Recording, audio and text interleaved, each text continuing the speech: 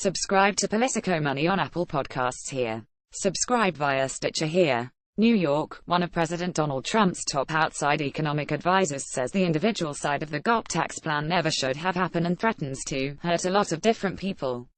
Story continued below. The individual side of this is maybe not the worst thing I've ever seen, said Larry Kudlow, a prominent economic commentator and former advisor to President Ronald Reagan, in the latest Politico Money podcast.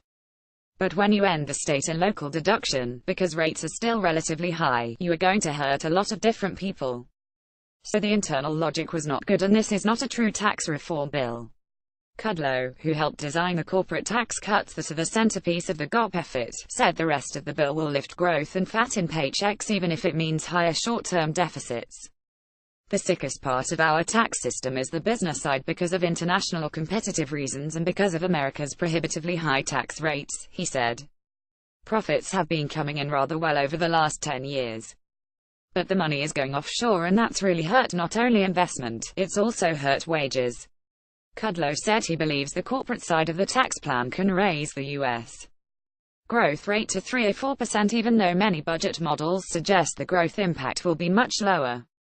But he acknowledged that it's a risk, adding that the Obama administration tried a spending approach to stimulating the economy and now it's the GOP's turn to try supply-side tax cuts. Just give us a chance and in 3 or 4 years, if it doesn't work, we all go back to the drawing board. I get that.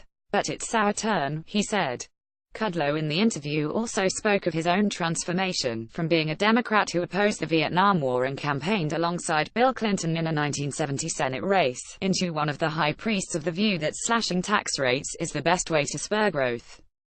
And he discussed his own brutal battle with alcohol and cocaine addiction, and his now 22-plus years of sobriety. It was the worst times of my life, really, the late 80s and early 90s where I crashed and burned with alcohol and cocaine, he said. Wrecked marriage, wrecked my job and my professional reputation. Those were bad days. Sometimes you really have to hit bottom.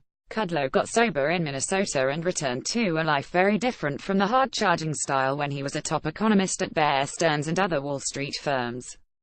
It was a big turning point for a lot of things, not only to stop drinking and using drugs but to learn a different way of living, to change myself, to develop a sense of faith.